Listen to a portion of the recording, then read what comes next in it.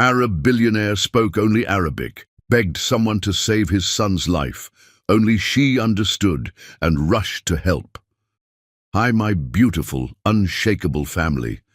Today, I want to speak to you, not as a creator, but as your Mr. Peter, someone who loves this family with all his heart. Since my return, I've noticed something painful. Our reach has dropped. It feels like fewer hearts are listening. And that hurts. I wonder, have I done something wrong? Do my introductions feel too long, too personal? Yes, I could reduce them. Yes, maybe the algorithm would reward that. But I chose love over shortcuts. I chose you over numbers. Because this channel was never built on trends. It was built on truth, connection and faith. And if being real is the reason our voice is fading, then I must ask you with tears in my heart, are we still walking together? I've never feared silence, but I fear losing this bond we built. If I continue to pour my heart into stories that no longer reach you, then maybe it's time I quietly step away.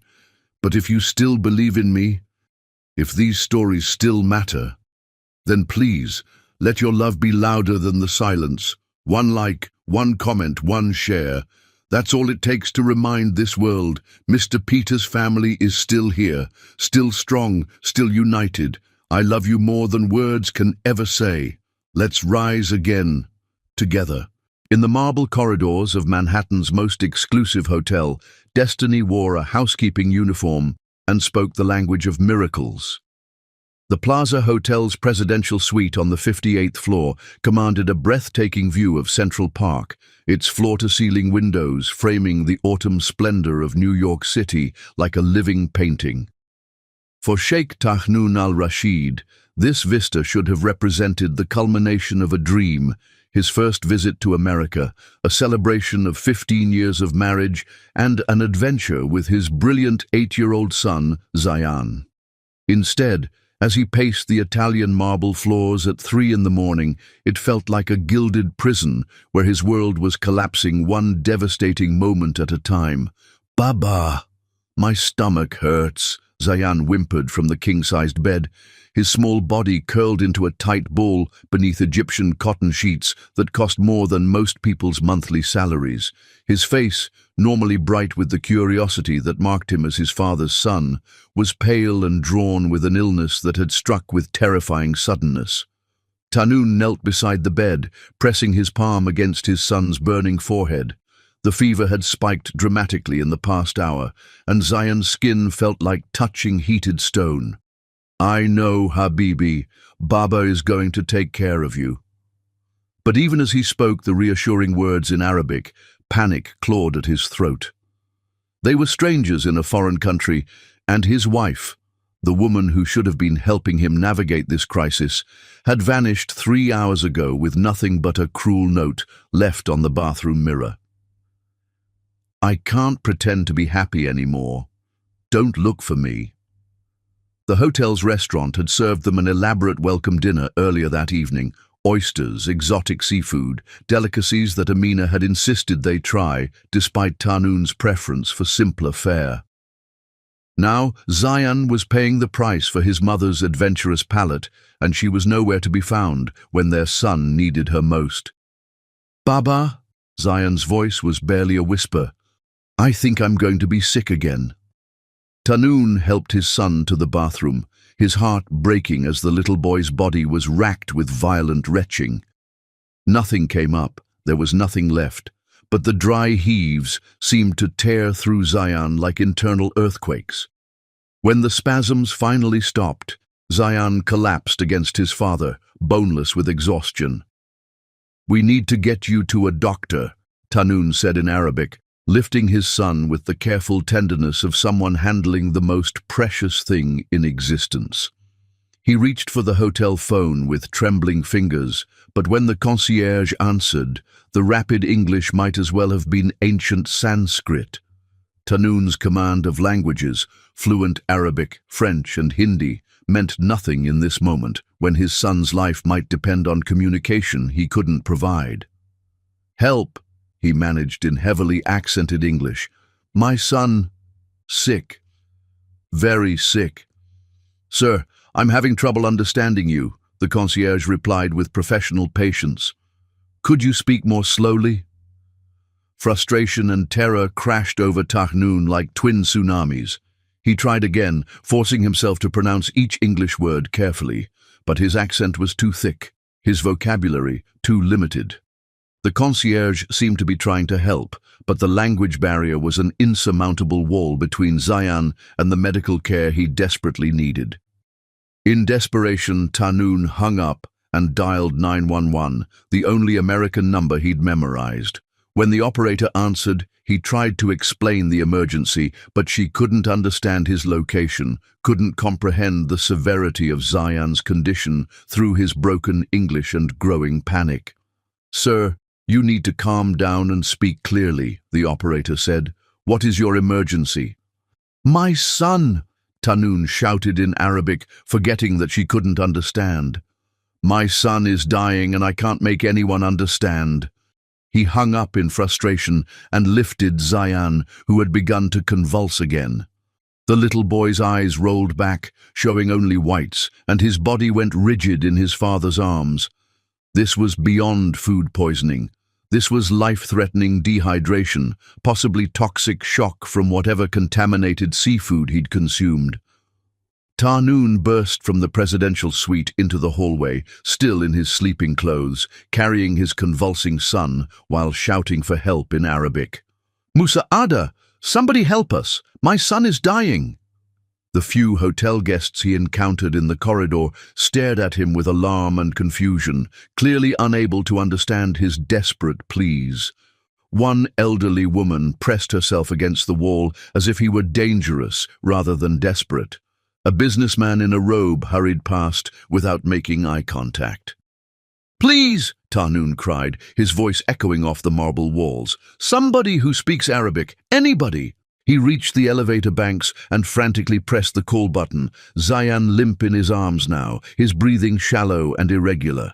The elevator seemed to take forever, and when it finally arrived, Tahnoon stumbled inside, pressing buttons blindly as tears of helplessness streamed down his face. The elevator stopped at the 42nd floor, and the doors opened to reveal a figure that seemed like a vision sent from heaven itself. Oprah Winfrey had been restocking the housekeeping cart for the graveyard shift when she heard the commotion from the elevator bank. At 41, she'd worked at the plaza for 3 years, long enough to recognize the difference between entitled guest tantrums and genuine emergencies. But when the elevator doors opened to reveal a desperate father holding a critically ill child, her heart immediately understood the crisis even before her mind processed the Arabic words he was speaking. "Musa'ada, help me! Please, someone who understands!" Oprah had learned Arabic during her 5 years working as a nanny for the Al Mahmoud family in their Dubai estate. The language had become a bridge to a world she'd fallen in love with, a culture of poetry and hospitality, of deep family bonds and spiritual beauty. She'd never expected those skills to matter in a Manhattan hotel corridor, but here was a man speaking the language of her heart while holding a child who was clearly dying. "Ana fam," she said clearly in Arabic, stepping toward them. "I understand. What's wrong with your son?" Tahnoon's head snapped up, his dark eyes wide with shock and desperate hope. In that moment, seeing this beautiful black woman speaking perfect Arabic, he thought perhaps Allah had sent him an angel disguised as a hotel employee. "Food poisoning," he gasped in Arabic, his words tumbling over each other with relief at finally being understood. "From the restaurant downstairs, he's been vomiting for hours and now he's having seizures. I can't make anyone understand, I don't speak English well enough, and my wife is gone."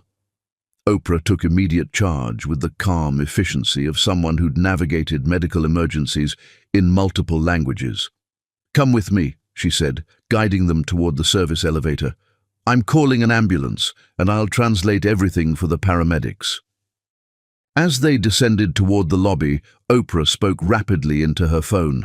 First with hotel security to meet them at the service entrance, then with 911 to report a pediatric medical emergency with specific symptoms and location details that Tahnoon could never have communicated himself. "The ambulance will be here in 4 minutes," she told him in Arabic. "What's your son's name?" "Zayan al-Rashid." "And you're his father?" "Sheikh Tahnoon al-Rashid." Even in crisis, the title carried weight, indicating his status and the resources at his disposal. "Thank you. I don't even know your name, but you're saving my son's life." "Oprah," she replied simply. "And Habibi, your son is going to be fine. We're going to take good care of him." The endearment, Habibi, spoken with such natural warmth, hit Tahnoon like a physical blow. This stranger was calling his dying son, "my dear," with the tenderness of family, and in that moment he knew that whatever happened next, his life had been forever changed by the woman who had appeared when he needed a miracle most. As the ambulance sirens grew louder in the distance, Oprah kept one hand on Zayan's forehead, checking his temperature and pulse with practiced competence, while speaking softly to him in Arabic, words of comfort that seemed to ease his suffering even in unconsciousness. And Tahnoon realized that he had found something in New York that he'd never expected to discover, a woman who spoke the language of his heart. Chapter 2. Hands That Heal. Sometimes salvation comes not from doctors or medicine, but from gentle hands that know exactly how to hold a shattered heart together. The emergency room at Mount Sinai Hospital buzzed with the controlled chaos that marked New York's premier medical facilities, a symphony of beeping monitors, urgent conversations, and the steady rhythm of lives being saved one crisis at a time. For Oprah, who had accompanied Tahnoon and Zayan in the ambulance despite having no official reason to be there, the familiar medical atmosphere felt like stepping into a world where her Arabic skills suddenly transformed her from invisible hotel employee to essential lifeline. "The boy's father doesn't speak English," she explained to Dr. Thessaly Brooks, the attending physician who had taken charge of Zayan's case. "I'll need to translate everything." Dr. Brooks, a woman in her 50s with steel-grey hair and the kind of competent authority that came from 20 years of pediatric emergencies, nodded gratefully. "Thank God you're here. We see cases like this more often than you'd think. International families in crisis with no way to communicate vital medical information." Zayan lay unconscious on the examination table, looking impossibly small beneath the tangle of IV lines and monitoring equipment that the paramedics had attached during the frantic ambulance ride. His dark hair was matted with sweat, and his breathing had stabilized into a more regular pattern, though he remained deeply unconscious from the combination of dehydration and whatever toxins had ravaged his small body. Tahnoon stood beside the examination table like a sentinel, one hand resting protectively on his son's forehead, while his eyes tracked every movement of the medical staff with the intensity of a man whose entire world balanced on this moment. He had changed from his sleeping clothes into a hastily assembled outfit, dark slacks and a white dress shirt that somehow managed to look elegant even in the harsh fluorescent lighting of the emergency room. "Sheikh al-Rashid," Oprah said gently in Arabic. "Dr. Brooks needs to know about Zayan's medical history. Has he ever had allergic reactions to foods or medications?" The formal address, using his title rather than his first name, established the respectful distance that their situation required, but Tahnoon found himself wishing she would speak to him with the same casual warmth she'd shown in the hotel corridor. There was something about the way she pronounced Arabic words that reminded him of his grandmother's voice, precise but filled with hidden music. "No allergies that we know of," he replied, his voice hoarse from hours of worry. "He's always been healthy, active. This came from nowhere." As Oprah translated, Dr. Brooks nodded and made notes on her tablet. "Ask him about the timeline. When did the symptoms start, and what did the boy eat in the hours before he became ill?" The questions continued for 20 minutes, a careful reconstruction of Zayan's evening that painted a clear picture of classic seafood poisoning, likely from contaminated oysters that had been served as part of the hotel's authentic New York experience dinner. With each translated exchange, Oprah found herself studying Tahnoon's face, noting the way worry had carved temporary lines around his dark eyes, the careful control he maintained over emotions that clearly threatened to overwhelm him. "The good news," Dr. Brooks finally announced, "is that this appears to be straightforward food poisoning, though severe. We're pumping his stomach, flooding his system with IV fluids, and administering activated charcoal to absorb any remaining toxins. He should be conscious within a few hours." When Oprah translated this prognosis, Tahnoon's entire body sagged with relief. For the first time since this nightmare had begun, he allowed himself to believe that his son would survive, that this trip to America wouldn't end in the kind of tragedy that would haunt him forever. "Shukran," he said to Oprah, the simple Arabic word for thank you carrying the weight of infinite gratitude. "Without you, I don't know what would have happened." "You don't need to thank me," she replied softly. "Any mother would have done the same thing." The words, "any mother," hung in the air between them, both recognizing the unintentional intimacy of the statement. Oprah had spoken from the heart, responding to Zayan's crisis with maternal instincts that surprised her with their intensity.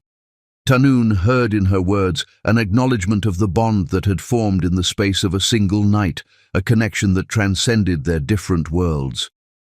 "Where is your wife?" Dr. Brooks asked through Oprah's translation. "We'll need to update both parents on the treatment plan." The question hit Tahnoon like a physical blow, bringing back the reality he'd temporarily forgotten in the crisis of Zayan's illness. When Oprah translated Dr. Brooks's inquiry, she saw something shift in his expression, pain that had nothing to do with his son's medical condition. "My wife," he began, then stopped, clearly struggling with how to explain Amina's abandonment to a stranger. "My wife is not available." Oprah heard the careful neutrality in his voice and recognized the sound of someone protecting painful secrets. She had perfected the same tone during her own difficult periods, the year her mother had been dying, the months after her divorce, the lonely nights in Dubai when she'd realized that Hassan al-Mahmoud would never choose love over family expectations.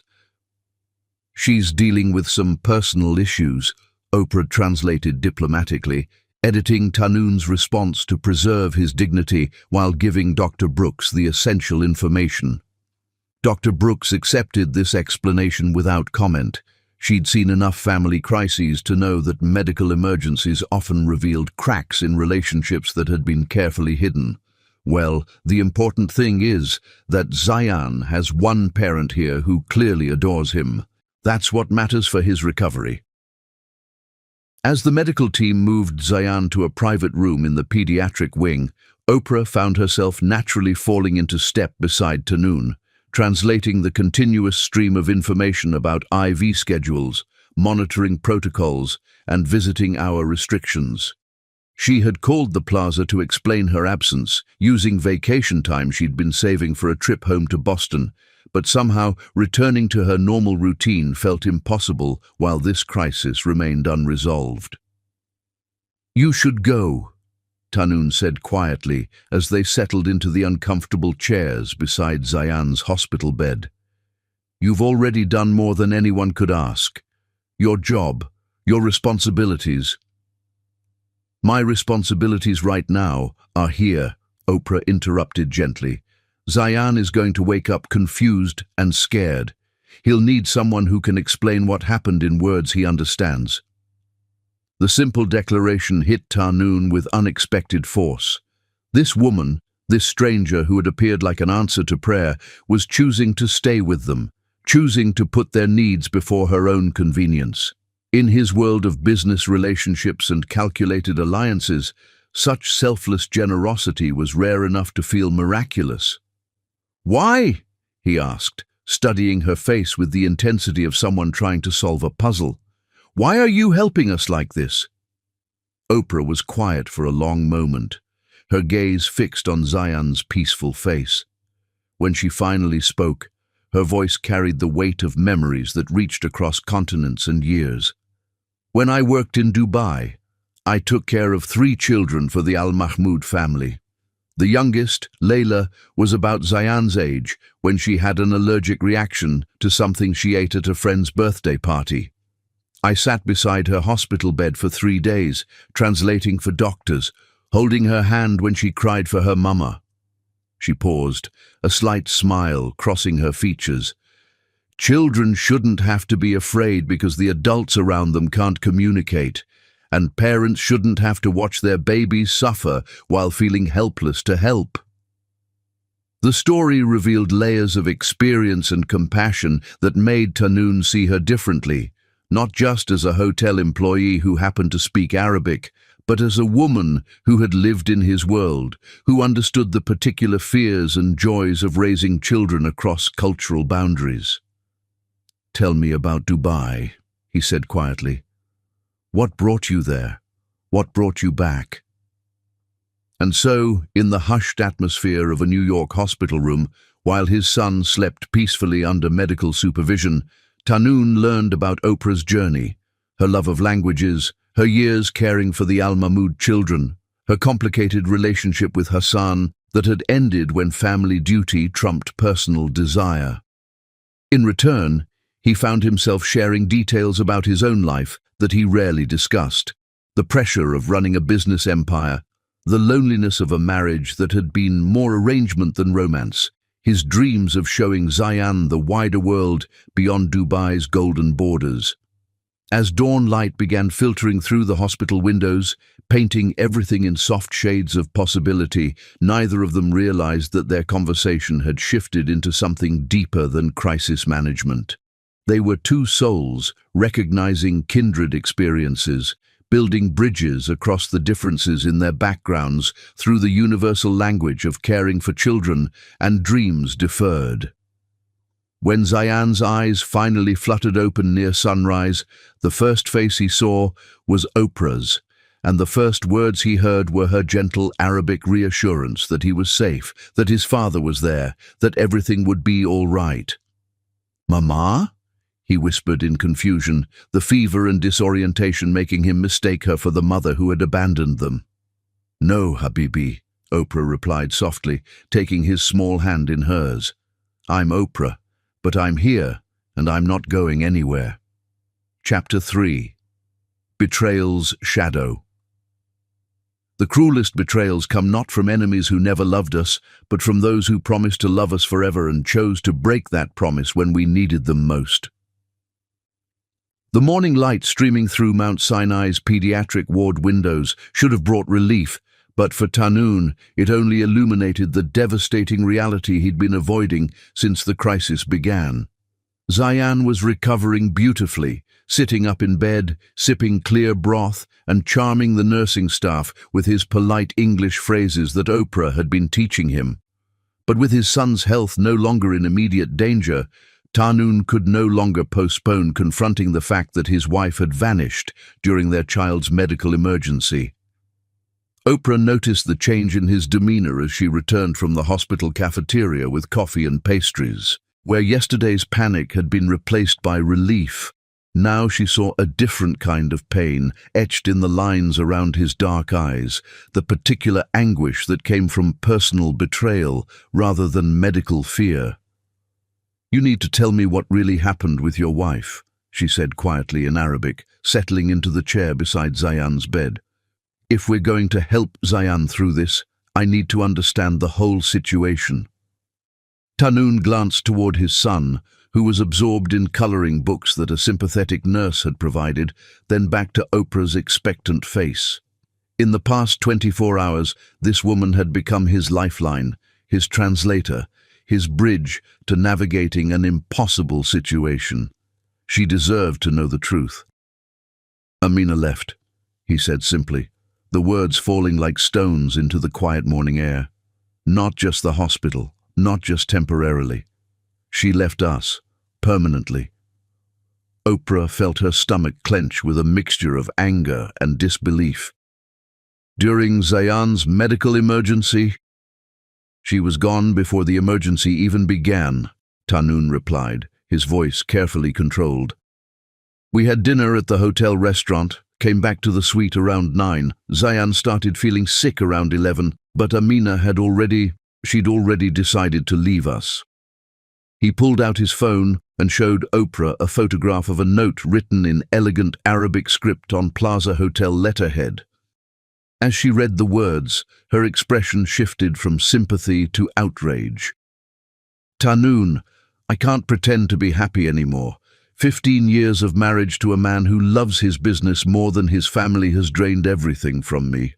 I'm leaving with someone who actually sees me, who values me.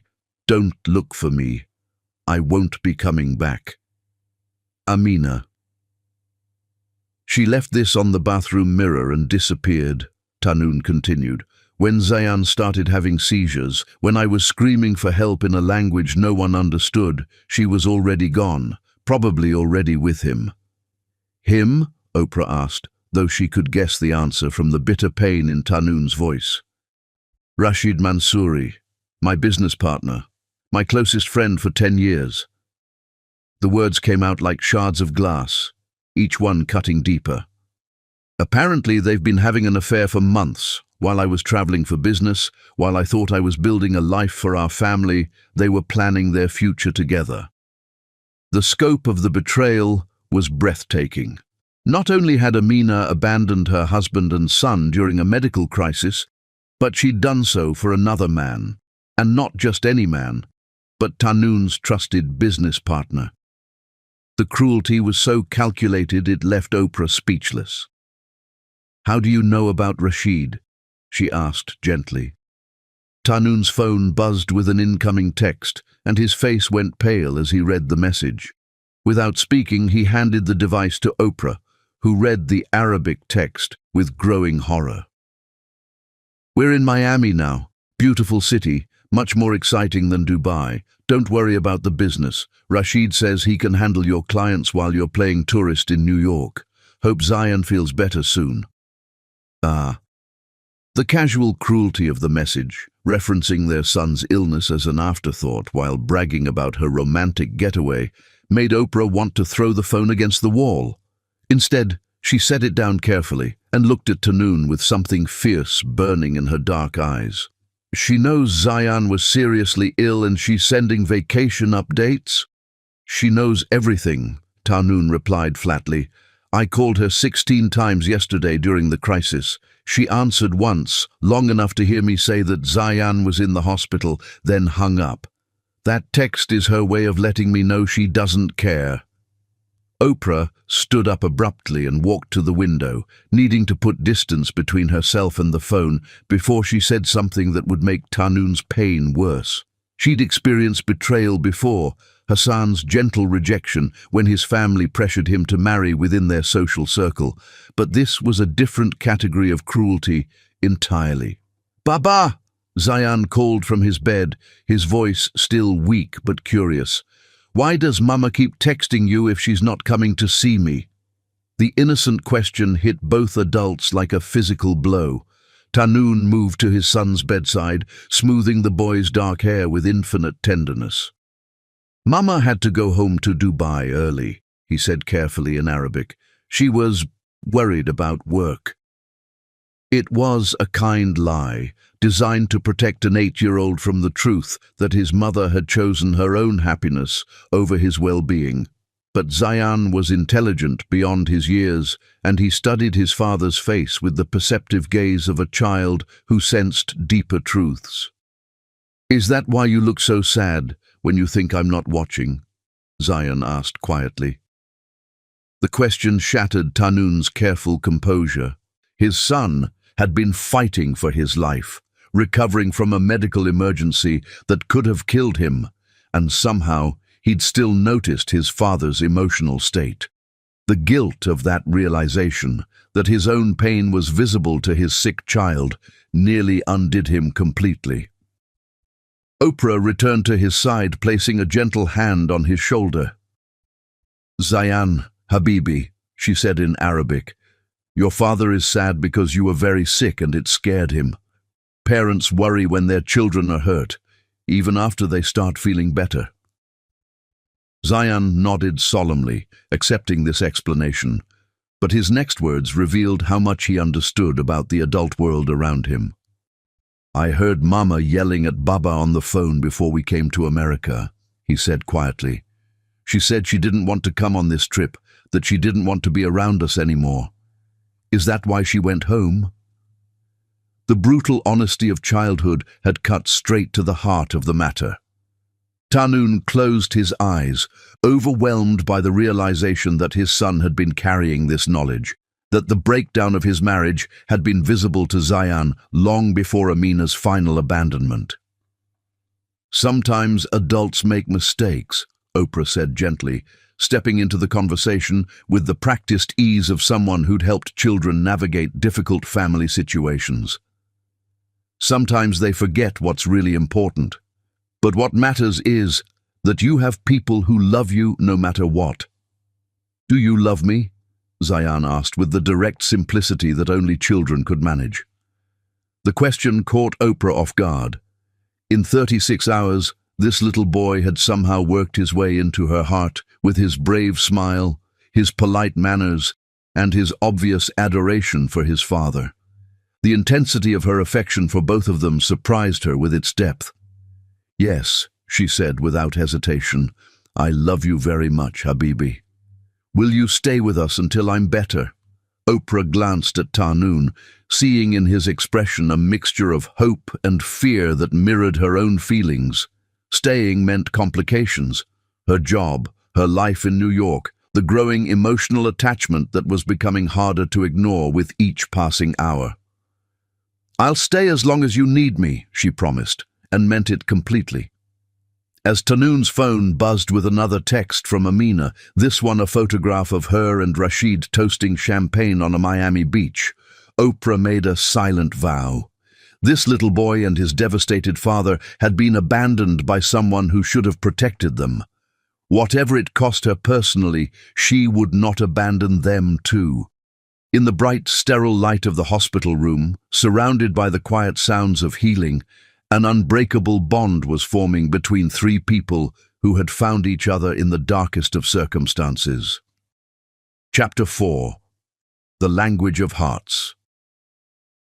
Some conversations transcend words, creating bridges between souls that span continents, cultures, and the careful barriers we build around our wounded hearts. 3 days had passed since Zayan's crisis, and Mount Sinai's pediatric ward had become an unlikely sanctuary where 3 lives intersected in ways none of them had expected. Zayan was recovering with the resilience of childhood, his appetite returning along with his natural curiosity about everything American. Tahnoon had barely left his son's side except for brief trips to handle business calls and legal consultations about Amina's desertion. And Oprah had somehow transformed from hotel employee to essential family member, navigating between her regular job responsibilities and her growing commitment to these 2 people who had become precious to her. "Oprah!" Zayan called from his hospital bed, where he was working on English vocabulary with flashcards the speech therapist had provided. "How do you say shukran in English?" "Thank you," she replied, settling into the chair that had essentially become hers over the past few days. "But you can still say shukran if you want. Many Americans know some Arabic words now." "I want to learn perfect English like you," Zayan declared, with the determination that marked everything he approached. "Baba says you speak 3 languages perfectly: Arabic, English, and what else?" "French," Oprah replied, amused by his intensity. "I studied it in college, then practiced it when I worked in Dubai with families who spoke French as well as Arabic." Tahnoon looked up from his laptop, where he'd been dealing with increasingly urgent emails from Dubai. The business implications of Amina and Rashid's affair were becoming clearer. Rashid had been systematically undermining client relationships, positioning himself as the more reliable partner, while Tahnoon was distracted by personal issues in America. "You never told me you spoke French," he said in Arabic, his voice carrying a note of surprise that made Oprah smile. "There are many things about me you don't know yet," she replied, switching effortlessly between languages as she addressed both father and son. "Just like there are things about both of you that I'm still discovering." The word "yet" hung in the air, with implications that none of them wanted to examine too closely. It suggested a future, a continued relationship beyond this medical crisis, possibilities that felt both wonderful and impossible. "Tell me something I don't know about you," Tahnoon said, closing his laptop and giving her his full attention. "Something that would surprise me." Oprah considered the question carefully. In the intensity of the past few days, they'd shared emergency information, medical histories, basic biographical details. But the deeper truths, the dreams and disappointments that shaped a person's soul, those remained carefully guarded. "I wanted to be a teacher originally," she said finally. "Elementary school, maybe kindergarten. I loved the idea of helping children discover the world through language and stories." "What changed your mind?" Zayan asked, his English improving noticeably with each conversation. "Life changed my mind," Oprah replied with a slight smile that didn't quite hide the sadness underneath. "My mother got sick when I was in college, and I needed to work full-time to help with medical bills. The Al Mahmoud family in Dubai offered better money than teaching positions in Boston, so I went where I could earn enough to help her." "And she recovered?" Tahnoon asked gently, reading the shadows in her expression.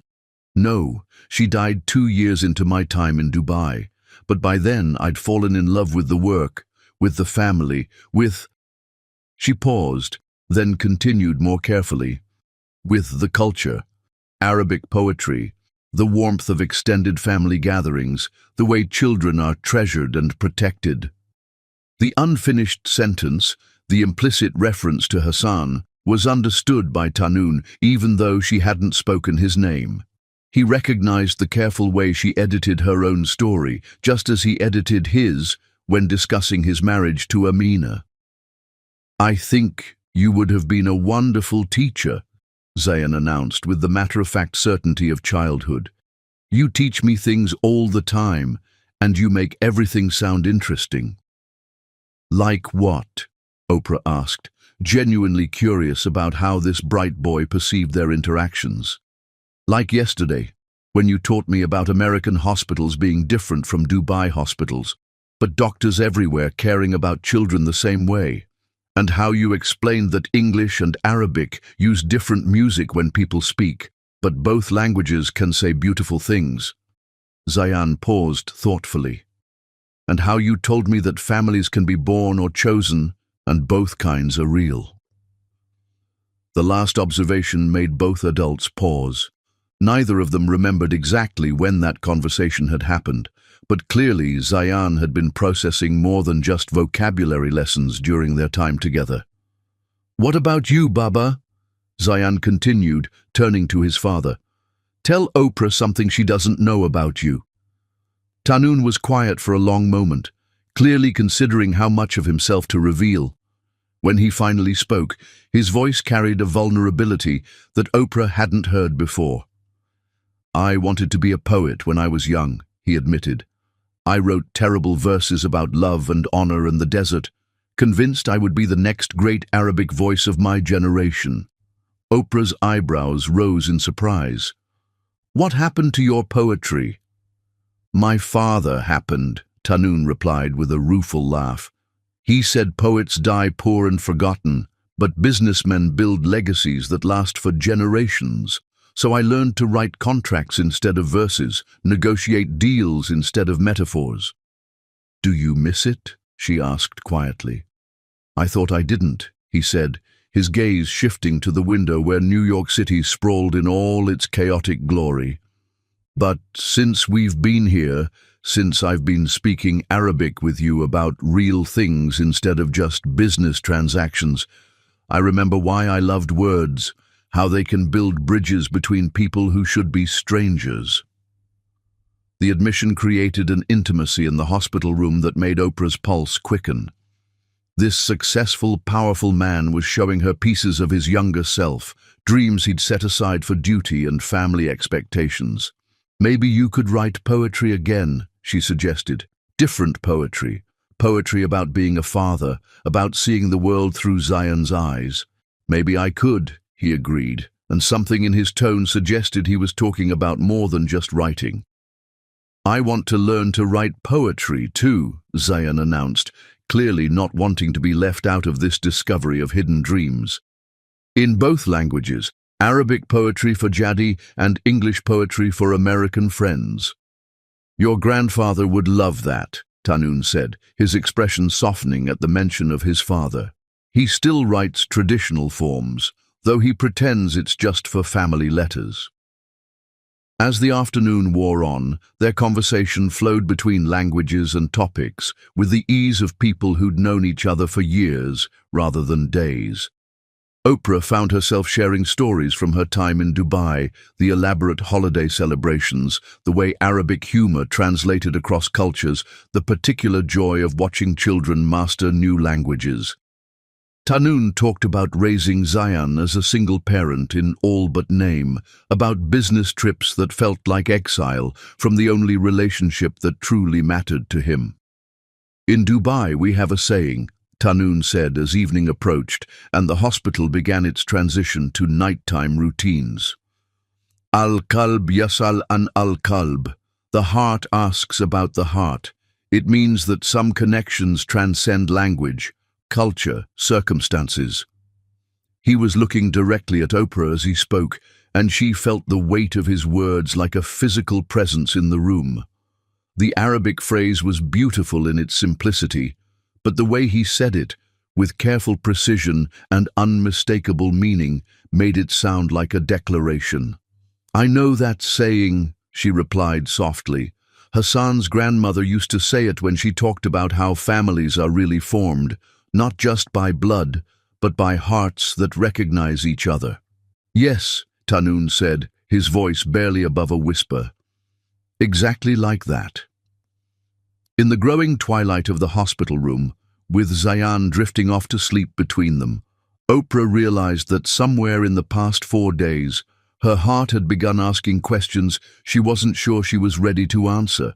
Questions about what it meant to care for someone else's child as if he were her own, to find herself looking forward to a man's smile more than anything else in her day, to discover that love could grow in the most unlikely circumstances and feel more real than anything she'd experienced before.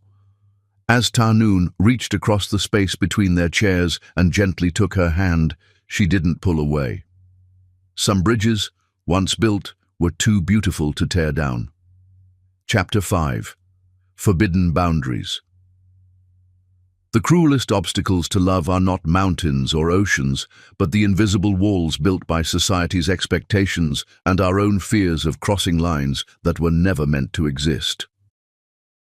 The morning brought unwelcome visitors to Mount Sinai Hospital, and Oprah knew trouble was approaching the moment she saw 3 men in expensive suits speaking rapid Arabic as they emerged from the elevator bank.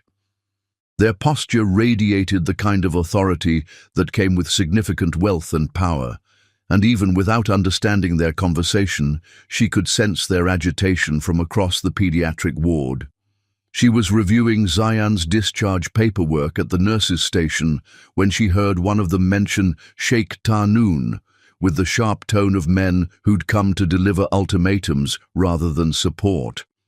Her Arabic comprehension, honed by years in Dubai, picked up fragments of their conversation that made her stomach clench with dread. Completely irresponsible to abandon business during a crisis. Rashid is making serious moves while he plays house with that hotel worker. This fantasy needs to end before it destroys everything. Oprah felt her cheeks burn with anger and humiliation. They were talking about her as if she was some kind of opportunistic threat, a woman who'd manipulated a vulnerable situation for personal gain. The reduction of their beautiful, complicated relationship to playing house with that hotel worker felt like a slap across the face. She was still processing their words when Dr. Brooks appeared beside her, clipboard in hand and a concerned expression on her face. "Oprah, I need to speak with you privately," Dr. Brooks said, her voice carrying the careful neutrality of someone about to deliver difficult news. "Could you step into my office for a moment?" The request felt ominous, and Oprah's intuition proved correct the moment she sat down across from the doctor who'd become an ally over the past week. "I've received some inquiries about your relationship with the Al-Rashid family," Dr. Brooks began carefully. "Questions about the appropriateness of a non-family member being so involved in a patient's care, especially when that involvement extends well beyond normal translation services." "Who's asking these questions?" Oprah replied, though she suspected she already knew the answer. "Hospital administration received a call this morning from someone claiming to represent Sheikh Al-Rashid's business interests. They expressed concern about unauthorized personnel having access to confidential medical information and suggested that your involvement might be financially motivated." The implication was clear and insulting. Someone, probably one of the men she'd just seen, was suggesting she was somehow taking advantage of Tanoon's vulnerable emotional state for money or personal gain. The accusation was particularly cruel, given that she'd been using her own vacation time and personal resources to help them. "Dr. Brooks," Oprah said quietly, "I need you to know that I've never accepted anything from Sheikh Al-Rashid beyond gratitude. I've helped them because Zayan needed someone who could translate, and because—" She paused, struggling to articulate the complex emotions involved. "Because they became important to me." "I believe you completely," Dr. Brooks replied, her voice warm with sympathy. "But perception matters in situations like this, especially when significant money and international business interests are involved. These men have lawyers, Oprah. They have connections and influence that could make your life very difficult if they choose to pursue this." The warning was delivered with genuine care, but it felt like a door slamming shut on the most meaningful week of Oprah's life. She thought about Zayan's bright smile when she taught him new English words, about Tanoon's gentle hands as he smoothed his son's hair, about the way their conversations flowed between languages like music. "What are you saying?" she asked, though she suspected she already knew. "I'm saying that for your own protection, and for the sake of your job at the plaza, you might want to consider stepping back from this situation. Let the family handle their discharge and recovery without your direct involvement." The suggestion felt like being asked to cut off her own arm. Over the past week, she'd become emotionally invested in Zayan's recovery and Tanoon's well-being in ways that transcended professional obligation. The idea of abandoning them now, when they still needed support, went against every instinct she possessed. "And if I don't step back?" Dr. Brooks's expression grew more serious. "Then you need to understand that you're walking into a situation with cultural, legal, and financial complexities that could have serious consequences for everyone involved. These aren't just rich tourists, Oprah. These are people with international business empires, complex family obligations, and social expectations that don't easily accommodate unconventional relationships." The word unconventional hung in the air like an accusation. A Black American woman and an Arab billionaire, their different worlds, different backgrounds, different social positions, making their connection automatically suspect in the eyes of people who reduced love to equations of status and appropriateness. When Oprah returned to Zayan's room, she found Tanoon in intense conversation with the three men she'd seen earlier. Their Arabic was rapid, heated, filled with the kind of business terminology that left no doubt about the pressure being applied. "The Dubai office is in chaos without your leadership.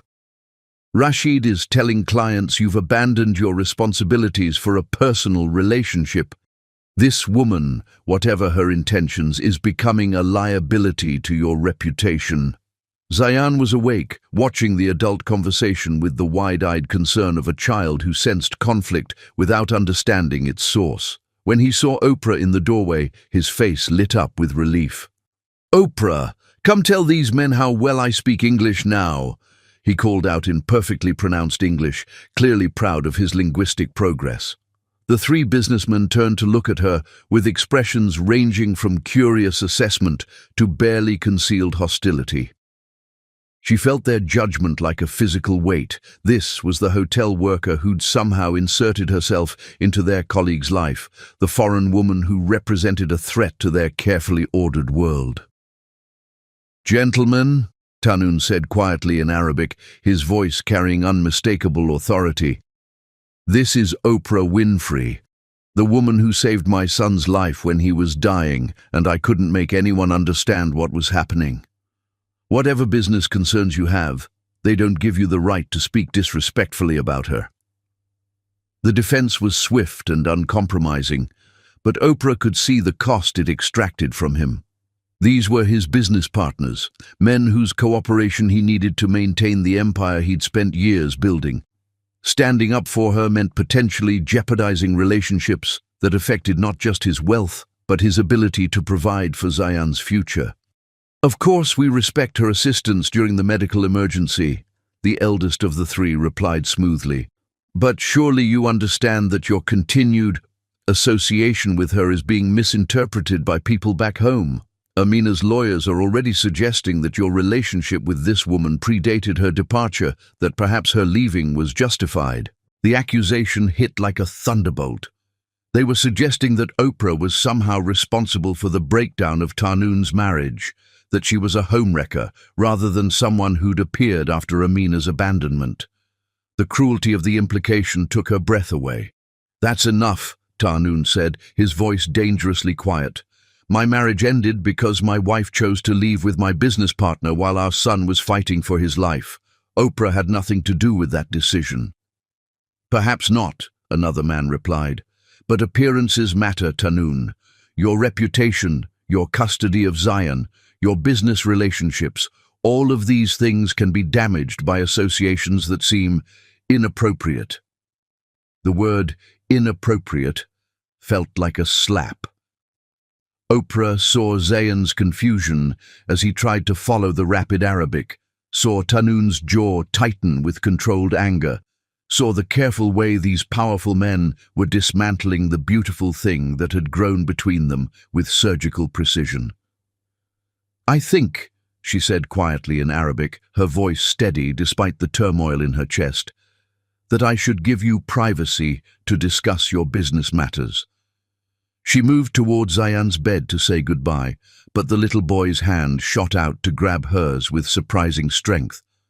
"You're not leaving, are you?" he asked in English, his eyes wide with the fear of another abandonment. "You promised you'd stay until I was better." The promise, made with love and sincerity, now felt like chains binding her to a situation that was becoming more impossible by the moment. She looked at Tanun, seeing in his expression the same conflict that was tearing her apart, the desire to fight for what they'd found together, warring against the practical knowledge that their different worlds made such a fight almost impossible to win.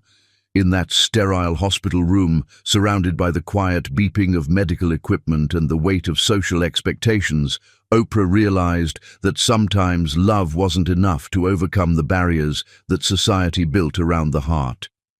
Chapter 6. Impossible Dreams. The most beautiful dreams are often those that bloom in impossible soil, creating gardens of hope that logic insists cannot survive, but the heart refuses to abandon. The afternoon sun cast long shadows across Zayan's hospital room as the business delegation finally departed, leaving behind an atmosphere thick with unspoken tensions and difficult choices. Tanun had managed to postpone their demands for his immediate return to Dubai, but the reprieve felt temporary, A brief pause before forces beyond their control would tear apart the fragile world they'd built together over the past week. Zayan had been discharged with a clean bill of health, his young body having recovered completely from the food poisoning that had brought them all together. But instead of celebrating, the three of them sat in contemplative silence, each processing the new reality that outside pressures were threatening to end their unexpected family unit before it had truly begun. The silence stretched until Zayan, with the impatience of childhood, decided to take matters into his own capable hands. He had been planning this conversation for days, waiting for the right moment when the adults weren't distracted by medical procedures or business crises. Now, with his father's colleagues gone and the immediate medical danger past, seemed like the perfect opportunity to address what he considered the obvious solution to everyone's problems. "I have an idea," he announced in English, sitting up straighter in his hospital bed with the authority of someone about to deliver an important presentation. "Instead of everyone being sad about impossible things, why don't we talk about possible things?" Both adults turned toward him with surprise, struck by the mature tone in his young voice.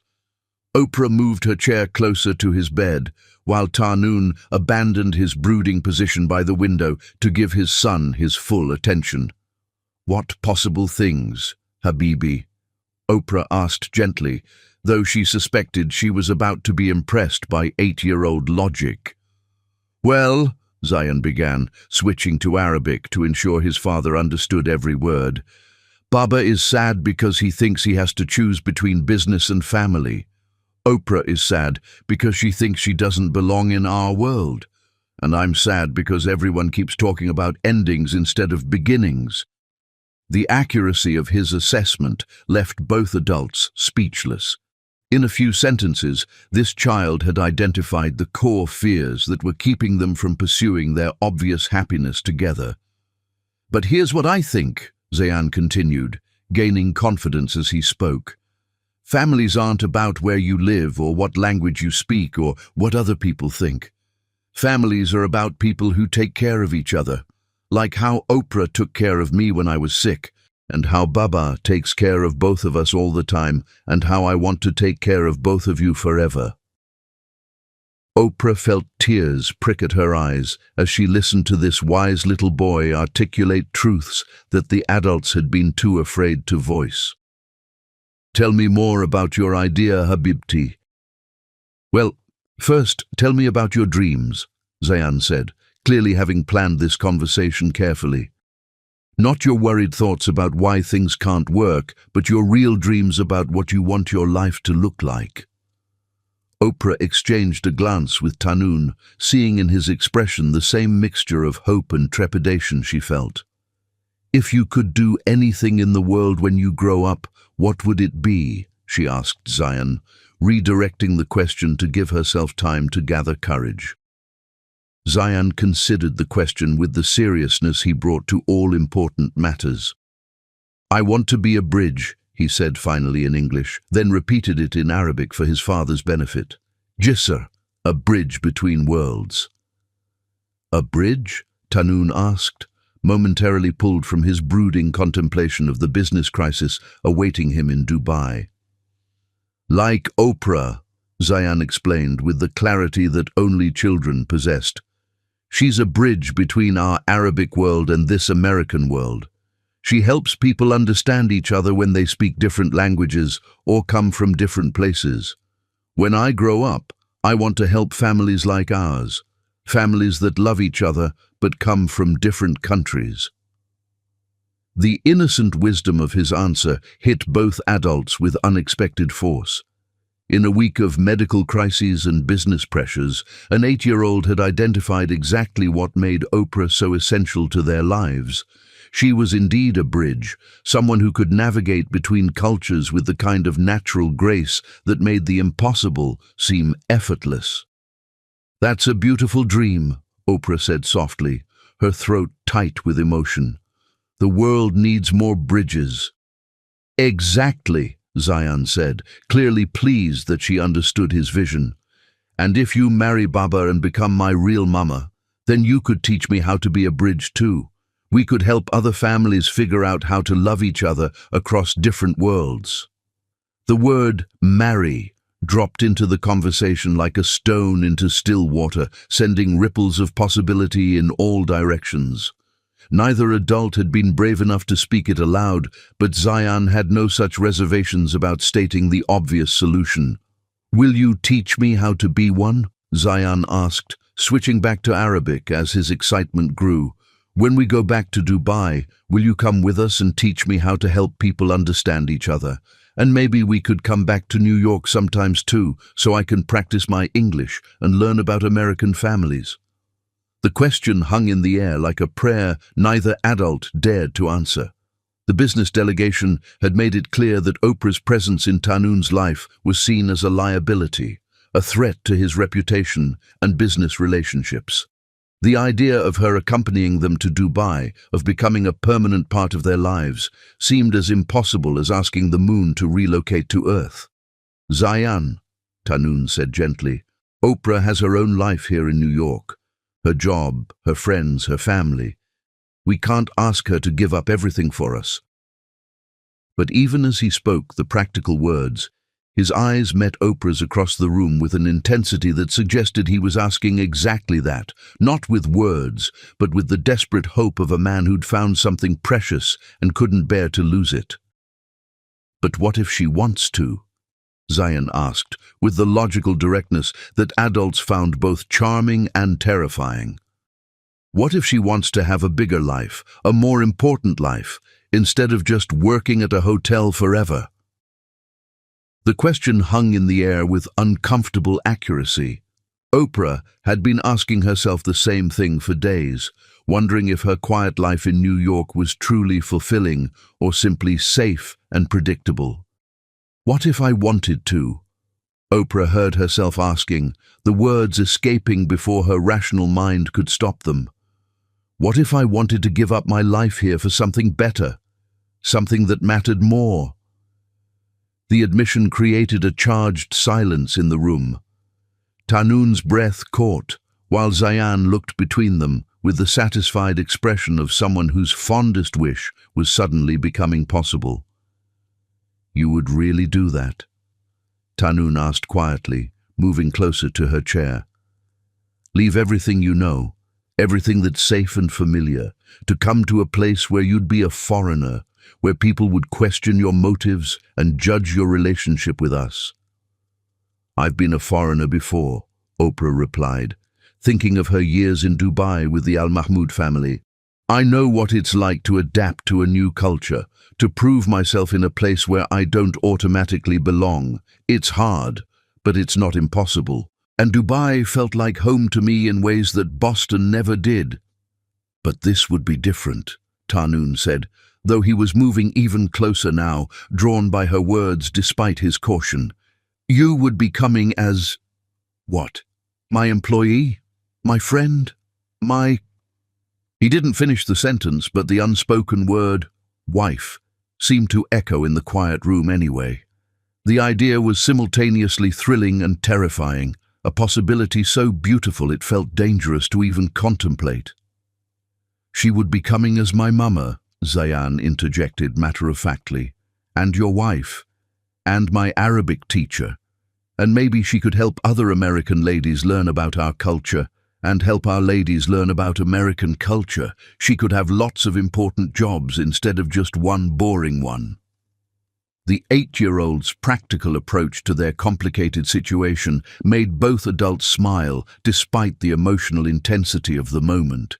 In Zayan's world, love was reason enough for any choice, and practical obstacles were simply problems to be solved with sufficient creativity and determination. "I would be coming as someone who loves you," Oprah said simply, looking directly into Tahnoon's eyes. "Both of you, whatever title that requires, whatever legal arrangements need to be made, whatever social obstacles we have to navigate, I would be coming because my heart is already there." The declaration was braver than anything she'd ever said, a leap of faith that left her feeling exposed and exhilarated at the same time. She watched Tanoon's expression cycle through surprise, hope, and something that looked remarkably like relief. "Ana Bahebik," he said quietly, his voice barely audible but carrying clearly in the hospital room's silence. "I love you too. Not just for what you've done for Zion, not just for the way you've held us together during this crisis, but for who you are. The woman who speaks 3 languages but makes every conversation feel like poetry. The woman who sees possibilities where others see problems." He reached out to take her hands, his thumb tracing gentle circles across her knuckles. "The woman who somehow makes my son dream about building bridges instead of walls." "That's because she's already a bridge," Zayan said proudly. "Between sad Baba and happy Baba, between sick me and healthy me, between our old family that was broken and our new family that could be perfect." The observation was so perceptive it took both adults' breath away. This child had been watching, understanding, hoping for their happiness, with the pure heart of someone who believed love could conquer any obstacle. "Ana Bahebik," he said quietly, his voice barely audible but carrying clearly in the hospital room's silence. "I love you too. Not just for what you've done for Zion, not just for the way you've held us together during this crisis, but for who you are. The woman who speaks 3 languages but makes every conversation feel like poetry. The woman who sees possibilities where others see problems." He turned to face her, his dark eyes bright with unshed tears of hope and fear.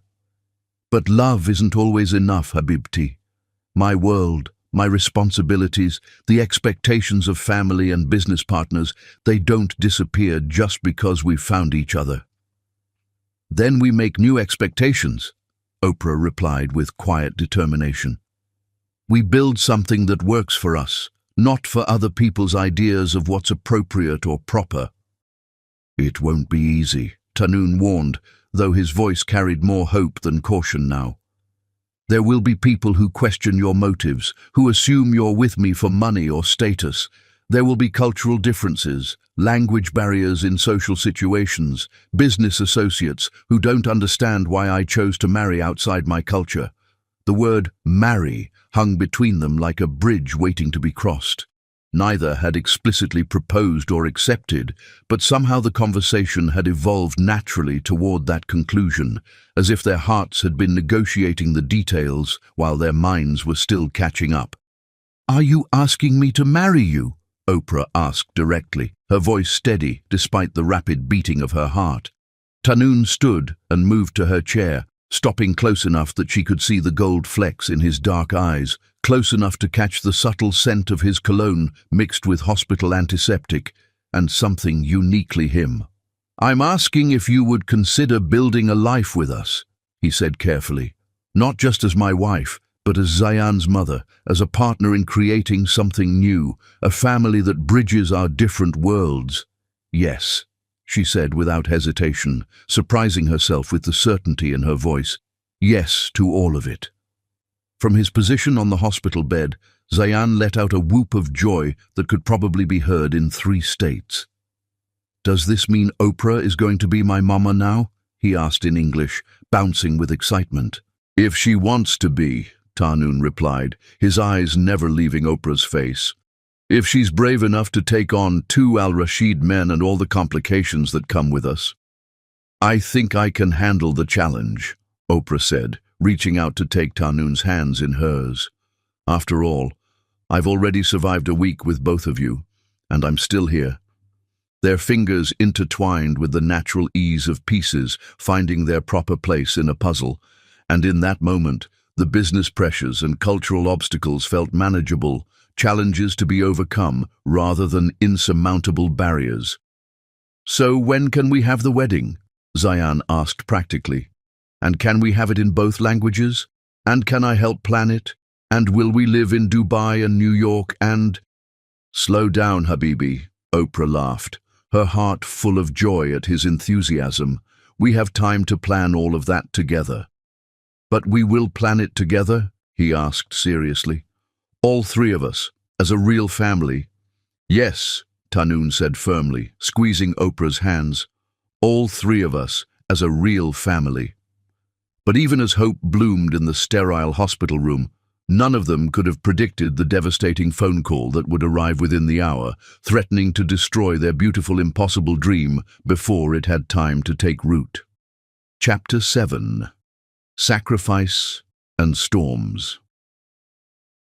The cruelest form of love is sometimes the kind that demands we sacrifice our own happiness to protect those we cherish most, breaking our hearts in service of a greater good we pray they'll someday understand. The phone call came at sunset, when the hospital room was painted in shades of gold and possibility, and their newly declared love felt strong enough to overcome any obstacle. Tahnoon had been helping Zayan pack his few belongings, while Oprah handled the discharge paperwork, all three of them buzzing with the excitement of planning their future together. The intrusion of his ringtone felt like a discordant note in their perfect symphony. "It's my lawyer in Dubai," Tahnoon said, glancing at the caller ID with mild surprise. "Abdul Rahman never calls unless it's urgent."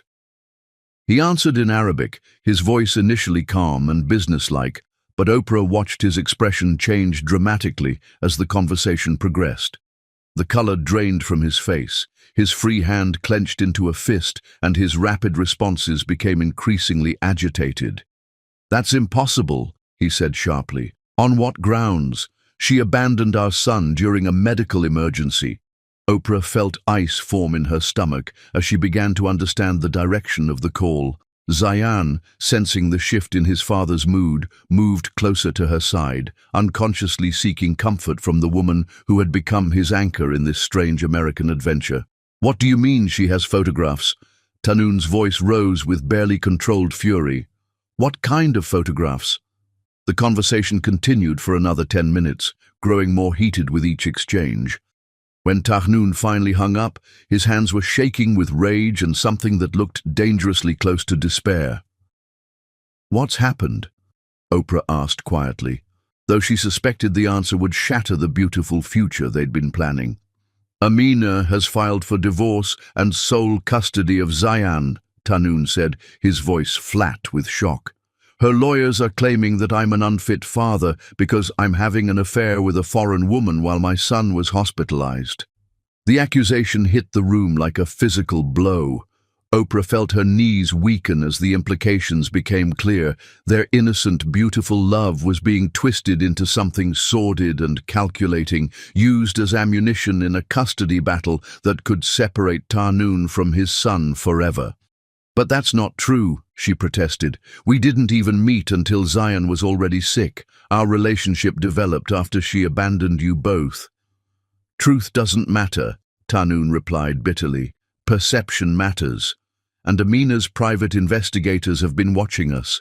They have photographs of us holding hands in the hospital, of you staying overnight in my hotel suite to help with Zayan's care, of us looking at each other like people in love." The last words came out like an accusation against himself, as if falling in love had been a crime rather than a miracle. Oprah saw him retreating into the cold, controlled businessman she'd first met, walls rising to protect himself from further emotional damage. "What else did your lawyer say?"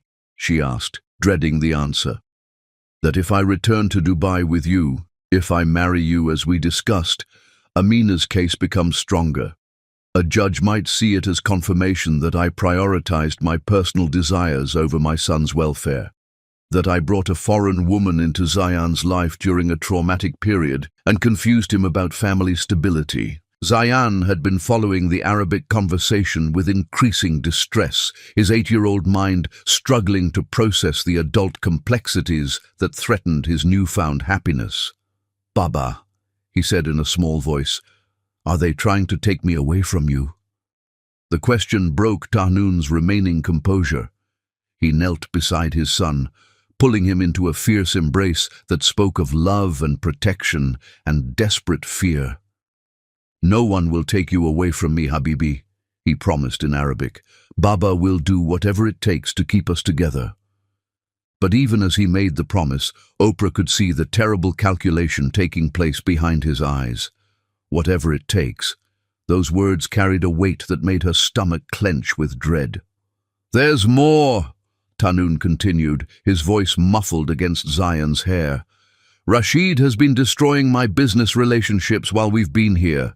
3 major clients have terminated their contracts, citing concerns about my instability and poor judgment. The board of directors is calling for an emergency meeting to discuss my leadership of the company." The scope of the coordinated attack was breathtaking. Amina and Rashid weren't just stealing Tanun's personal life. They were systematically dismantling his professional world as well, using his love for Oprah as justification for both betrayals. "So what do we do?" Oprah asked, though she was beginning to suspect she already knew the answer. Tanun gently released Zayan and stood, walking to the window where the Manhattan skyline glittered with promise that now felt cruelly false. When he spoke, his voice carried the weight of a man making the most difficult decision of his life. "I have to go back to Dubai, immediately, without you." The words landed like bullets, each one finding its mark with devastating precision. Oprah felt the beautiful future they'd planned, dissolving like sugar in rain, leaving nothing but the bitter taste of dreams that would never be realized. "Tanun, no," she whispered. "We can fight this together. We can prove that our relationship isn't what they're claiming." "How?" he asked, turning to face her with eyes that had gone cold with necessity. "How do we prove that love isn't selfish when every choice I make to be with you potentially hurts my son? How do I choose my happiness over Zayan's security?" "By refusing to let them win," Oprah replied desperately. "By standing up to their lies and blackmail instead of giving them exactly what they want." "What they want is for me to lose my son," Tanun said quietly. "If I bring you to Dubai, if I marry you and create a scandal that gives Amina ammunition for her custody case, they might get exactly that.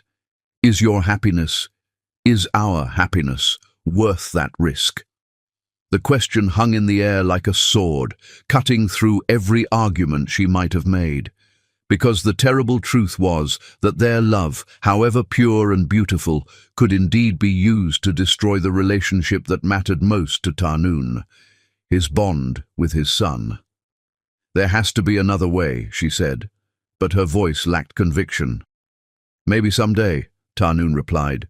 "When the custody issues are resolved, when my business is stable again, when the scandal dies down and people forget about the foreign woman who stole a grieving man's heart while his son was dying." The clinical way he described their relationship, as if it were indeed some tawdry affair rather than the most beautiful thing that had ever happened to any of them, made Oprah feel like she was being erased in real time. "And what am I supposed to do in the meantime?" she asked. "Wait in New York for some hypothetical future when it's convenient for you to love me?" "I'm not asking you to wait," Tanun said, and the words cut deeper than outright rejection. "I'm asking you to understand that sometimes love means letting go, even when it destroys us." From his position between them, Zayan began to cry, not the dramatic tears of childhood disappointment, but the quiet, heartbroken sobs of someone who understood that the adults were about to tear apart his world again. "Please don't leave me, Oprah," he whispered in English. "Please don't be like Mama." The comparison to Amina, to the woman who had abandoned them both, hit Oprah like a physical blow. But she realized with devastating clarity that staying would indeed make her like Amina, choosing her own desires over Zayan's well-being, even if the choice came from love rather than selfishness. "I'm not leaving you, Habibi," she said, kneeling to hold him close. I'm going to love you from far away for a while. But that love will always be there, even when you can't see me." As Tanun made arrangements for their immediate return to Dubai, and as Oprah prepared to say goodbye to the family she'd known for barely a week but loved more than life itself, none of them could have imagined that their separation would last not weeks or months, but an entire year, 12 long months during which their hearts would remain connected across an ocean of impossible circumstances. Chapter 8. Letters Across Oceans. Distance may separate hearts across continents, but love writes its own geography, creating maps of longing that transcend every border and bridge, every impossible mile. 1 year. 365 days since Oprah had watched Tanoon and Zayan disappear through the departure gate at JFK Airport, taking with them pieces of her heart she would never recover. The mathematics of missing someone were brutal in their precision. 52 weeks of waking up alone, 12 months of checking her phone for messages that came too rarely, countless hours of staring at the last photograph she'd taken of them together in Zayan's hospital room. Now, sitting in her apartment on West 84th Street on a crisp October morning that reminded her painfully of the day they'd first met, Oprah spread their correspondence across her coffee table like artifacts from an archaeological dig of her own emotions. 39 letters she'd sent in return, each one a piece of her soul dispatched to a world that felt increasingly like a beautiful dream she'd once lived. The first letter had arrived 3 weeks after their departure, forwarded through a complex network of medical professionals and cultural organizations that made their communication feel both precious and clandestine. My dearest Oprah, I'm writing this letter in the business lounge at Dubai International Airport, having just landed from the longest flight of my life. Not because of the distance traveled, but because every mile took me further from the woman who saved our lives and stole our hearts in the space of a single week. Zayan has been inconsolable since we left New York. He asks for his American mama every morning when he wakes up and every night before he goes to sleep. I have told him that you are working very hard to help other families like ours, but I don't think he understands why helping other people means we cannot be together. I don't understand it either. The custody hearing was a nightmare, but we survived it.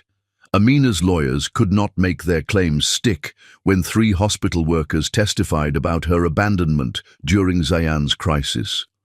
She has visitation rights, which she has not yet exercised, and I have primary custody of our son. But the cost of this victory feels hollow when I consider what I had to sacrifice to achieve it. I think of you every day.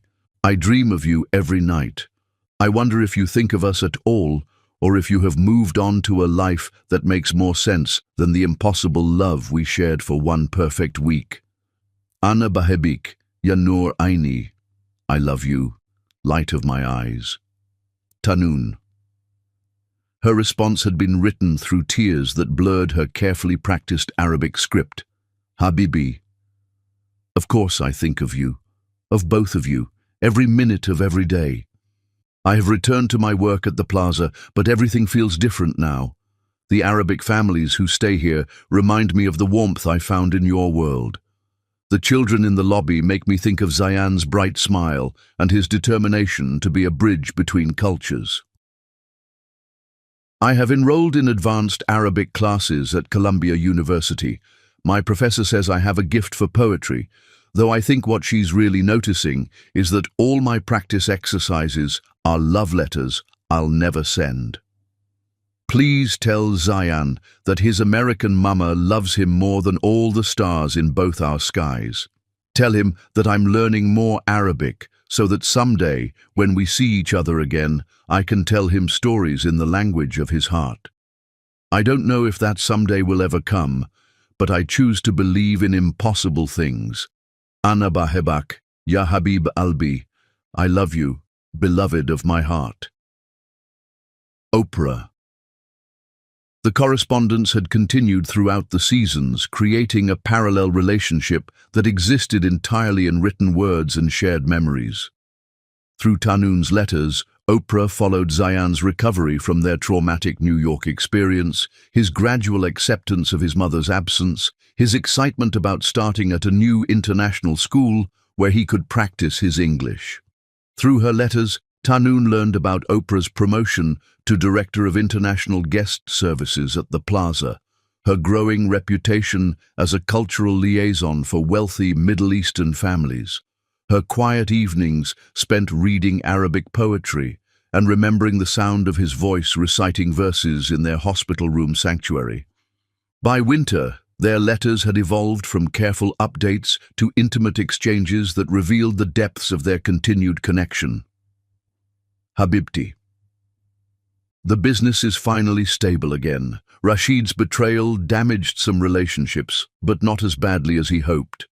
Many of our clients were disgusted by his behavior toward a grieving father and sick child. Some things transcend business considerations, and basic human decency is apparently one of them. I have been working with international medical charities, helping to establish treatment protocols for Middle Eastern children who need specialized care in Western hospitals.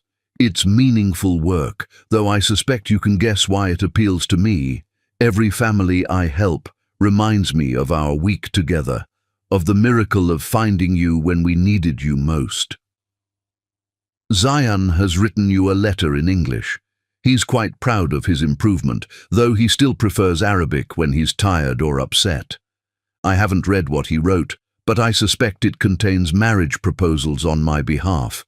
He remains convinced that you are meant to be his mother, and that geography is merely an obstacle to be overcome with sufficient determination. From the mouths of babes, as you Americans say. I find myself dreaming of possibilities I'm afraid to voice. What if love could indeed conquer geography? What if the obstacles that seem insurmountable are really just elaborate tests of our commitment? What if the universe brought us together for a reason that transcends the convenient logic of staying in our separate worlds? Ana ashtagilak kol yom. I miss you every day. With all my love. Tarnoon. P.S. I have enclosed a photograph of Zion on his first day at the new international school. He insisted on wearing the Red Sox cap you sent him, claiming it would help him remember his English lessons. He looks so grown up, so confident. He gets that from you, I think. The courage to bridge worlds. Summer brought letters filled with growing confidence and carefully planned hope. Ya Habib Albi. I received Zion's letter, and yes, it did contain a marriage proposal on your behalf, along with detailed plans for how we could all live together in a house with a swimming pool and a library that contains books in both Arabic and English. He's quite the negotiator. I think he gets that from his father. The photograph you sent made me cry happy tears for 20 minutes. He's grown so much.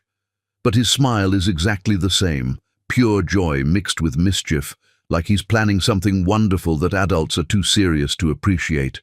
I've framed it and put it on my desk at work, where it makes me smile during difficult days. I have news that might interest you.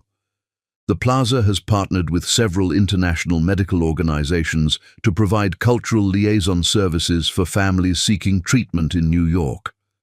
We're creating a formal program that would coordinate housing, translation, and emotional support for international patients. The director asked me to head the initiative, which would involve working closely with hospitals and establishing relationships with medical facilities in other countries.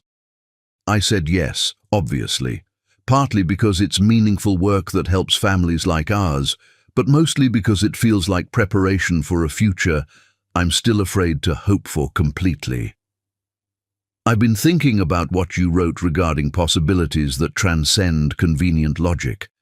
Maybe the universe really did bring us together for reasons that have nothing to do with coincidence. Maybe some love stories are supposed to challenge geography, cultural expectations, and practical limitations. Maybe the obstacles are just opportunities in disguise. I've started learning Emirati dialect specifically, beyond the Egyptian Arabic I knew from Dubai.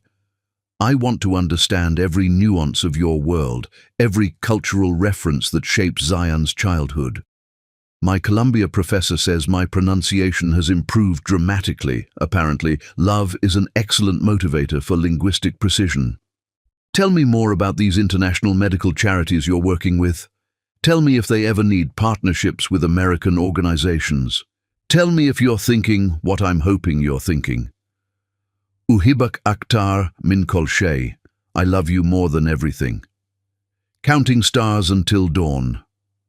Oprah. Fall arrived with letters that made both their hearts race with dangerous possibility. My dearest Oprah, I have established a new foundation, the International Family Medical Alliance. Our mission is to provide translation services, cultural mediation, and logistical support for families seeking medical care outside their home countries. I have received approval to open offices in several American cities, including New York. I tell myself this is purely professional, a natural expansion of meaningful work, but I would be lying if I claimed the choice of New York was made for business reasons alone. The custody situation has stabilized completely. Amina's attempts to paint me as an unfit father have backfired spectacularly. Most people view her behavior during Zayan's illness as unforgivable. She has remarried Rashid and moved to London, showing little interest in exercising her visitation rights. Zayan has stopped asking about her entirely. What he has not stopped asking about is when he can see his American mama again. His English is now fluent, his Arabic remains perfect, and he has added French to his linguistic repertoire because he wants to be ready for anything when we travel. Last night, he asked me if love letters could be used as airplane tickets. When I asked what he meant, he said that if our letters could travel across oceans, maybe they could carry us across oceans too. 8-year-old logic is often more sophisticated than adult reasoning. I have been consulting with immigration lawyers about international marriage requirements. Hypothetically, of course, but the hypothetical research has revealed that love, while not easily quantified in legal documents, can indeed conquer geography with sufficient determination and proper paperwork. I am not asking you to wait for us, Habibti. I have no right to ask that after the choice I made to protect my son, but I am telling you that if the time ever comes when our worlds can align again, when love can exist without threatening the people we most want to protect, I will be ready to build that bridge. In the meantime, I remain yours across all oceans and obstacles. Building foundations in more ways than one. Tarnoon. P.S. Zayan insists I tell you that he has learned to make American pancakes from a YouTube video and that his first attempt was almost as good as Mama Oprah would make. He's practicing for when you come home. The letter that had arrived just yesterday contained news that changed everything. Beloved Oprah. The New York office of the International Family Medical Alliance will open next month. I will be traveling there personally to oversee the launch and establish partnerships with major hospitals, including Mount Sinai. Zayan will be with me. He has specifically requested that we stay at the plaza because he wants to see the place where his American mama works. He's been practicing his English pronunciation by reading American news websites aloud, and his vocabulary now includes words like merger, acquisition, and permanent residency. Subtle, he is not. I have spent this entire year building professional justifications for personal choices, creating business reasons to justify matters of the heart. But the truth is simpler and more terrifying than corporate expansion plans. I cannot live another day without seeing your face. I don't know what will happen when we see each other again. I don't know if the love we shared can survive the reality of our different worlds, or if the year apart has given you perspective on how impossible we really are. But I know that my heart still speaks only one language, your name in every form and every tongue. We arrive on November 15th, room 5847, the Plaza Hotel, the same suite where our story began. Ana muntazir lukum, I am waiting for you. With all my love and all my hope, Tarnoon. P.S. I am bringing something special for you, something that requires an answer that can only be given in person. Oprah read the letter again, her hands trembling with a mixture of hope and terror. In 3 weeks, they would be here. In 3 weeks, she would see Zayan's face again, hear Tanun's voice, speaking Arabic in person rather than just in her dreams. In 3 weeks, she would discover whether some love stories were strong enough to survive the test of time, distance, and all the obstacles the world could place between two hearts that belonged together. The morning sun painted her apartment in shades of possibility, and for the first time in a year, Oprah allowed herself to believe completely in impossible things. From the mouths of babes, as you Americans say. Ana ashtagilak kol yom, I miss you every day. Tanun.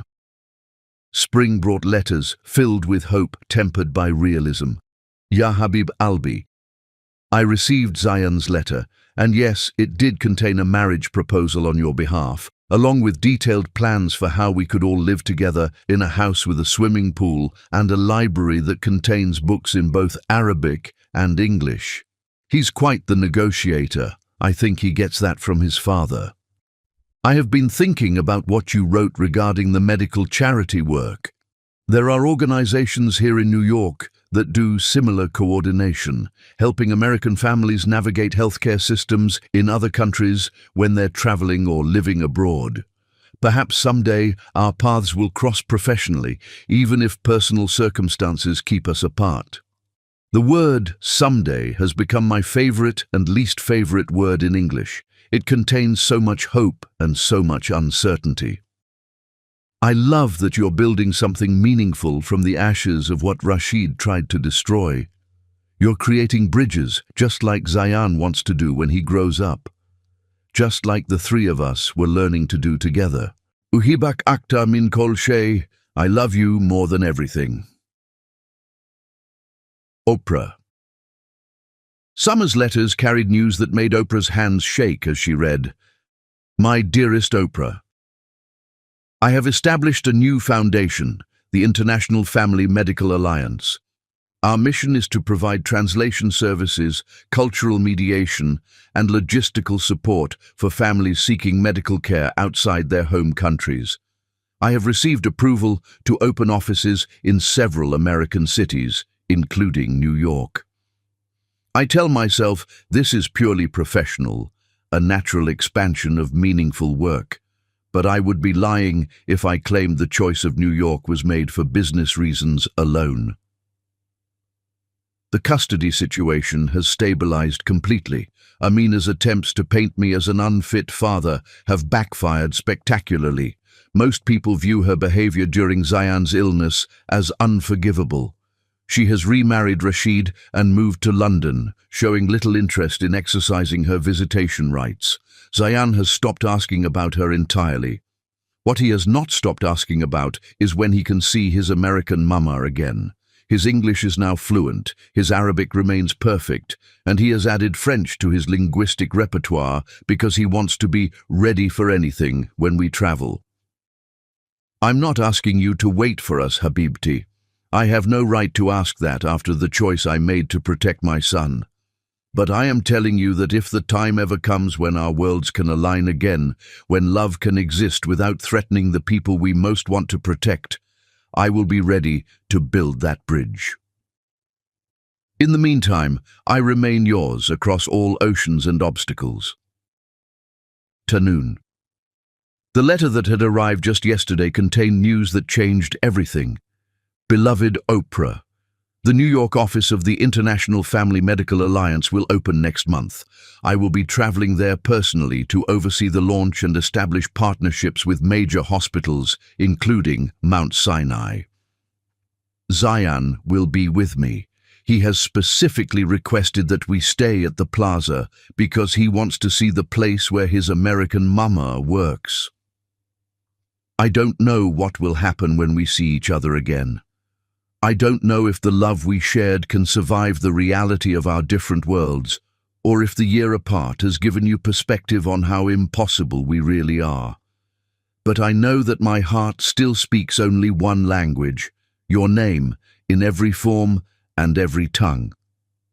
We arrive on November 15th. Ana Muntazir Lukum, I am waiting for you. Tahnoon. Oprah read the letter again, her hands trembling with a mixture of hope and terror. In 3 weeks they would be here.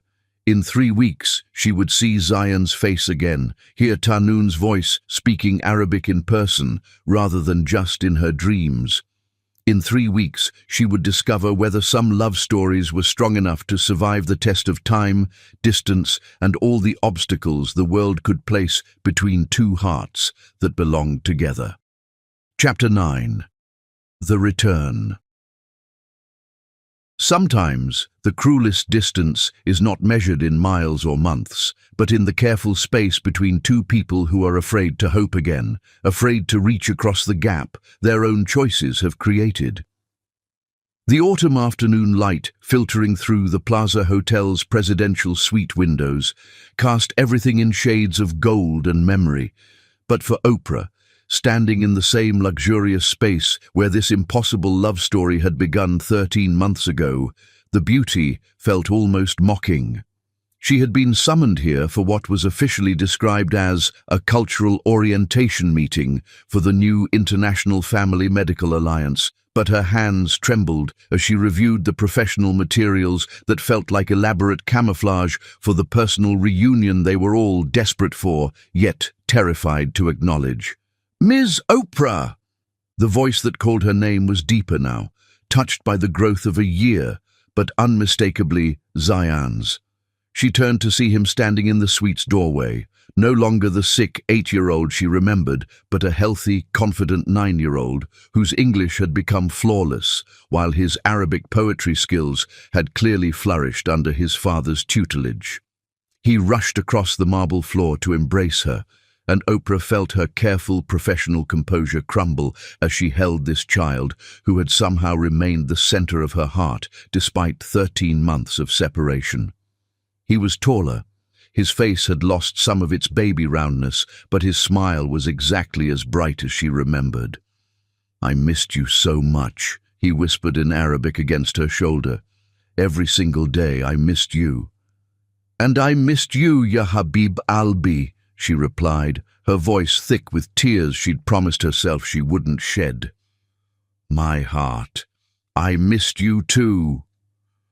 Over Zayan's shoulder, she saw Tahnoon emerge from the suite's bedroom, and the sight of him stole her breath entirely. He was dressed in an impeccably tailored charcoal suit that emphasized his tall frame and broad shoulders, but it was the careful control in his expression that struck her most.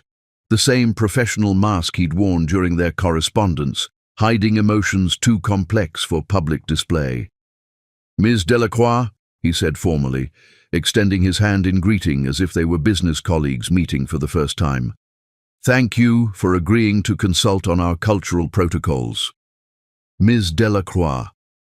The formal address hit her like ice water, so different from the Habibti and Yanur Aini of his letters that she wondered if she'd imagined their entire correspondence.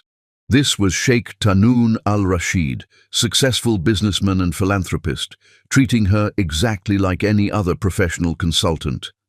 "Of course," she managed, forcing her voice to remain steady as she shook his hand.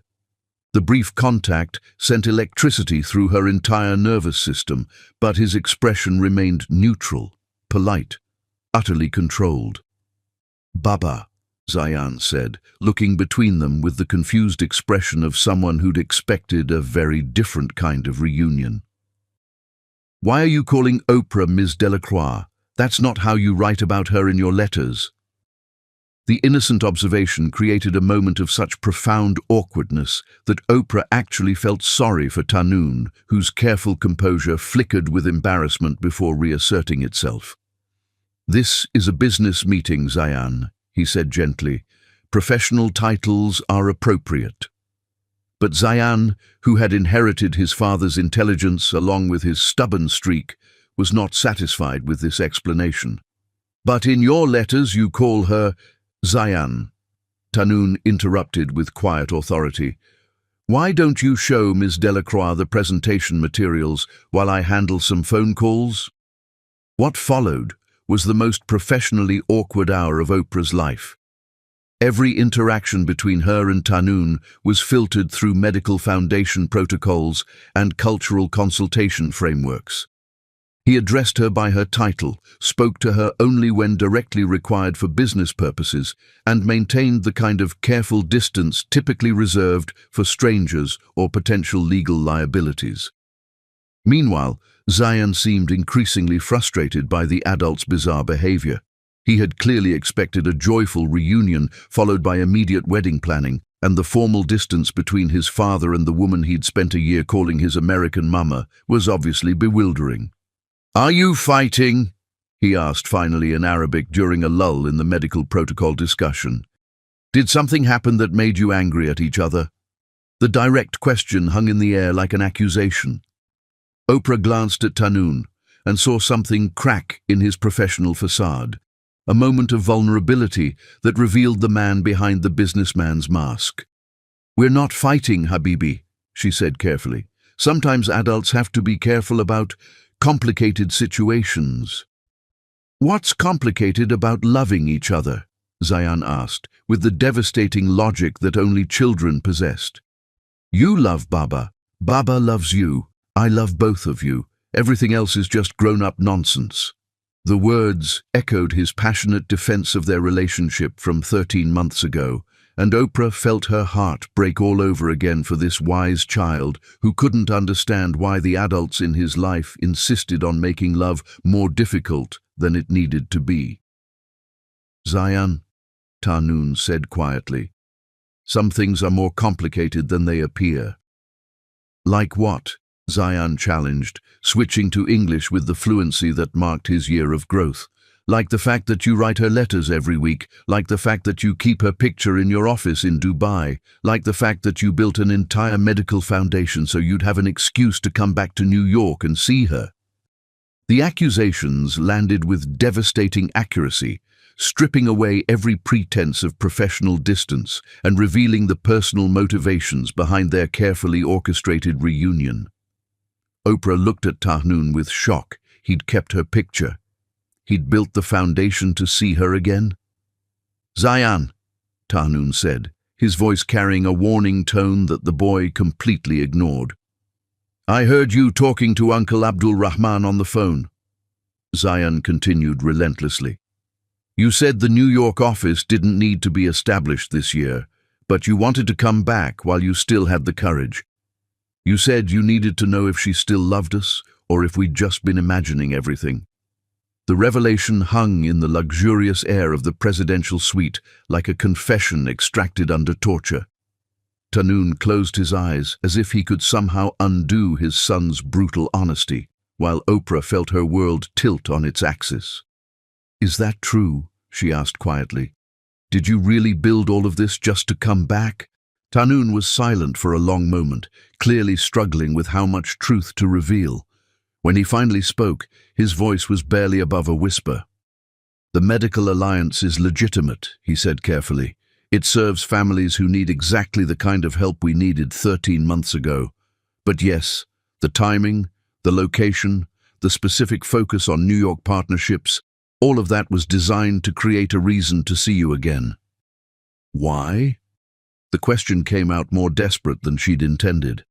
"Why go to all that trouble and then treat me like a stranger when you got here?" "Because I was afraid," he admitted, his professional mask finally slipping entirely. "Afraid that 13 months of letters and dreams and impossible longing had created something that couldn't survive the reality of being in the same room together. Afraid that you'd moved on to a life that made more sense than loving us."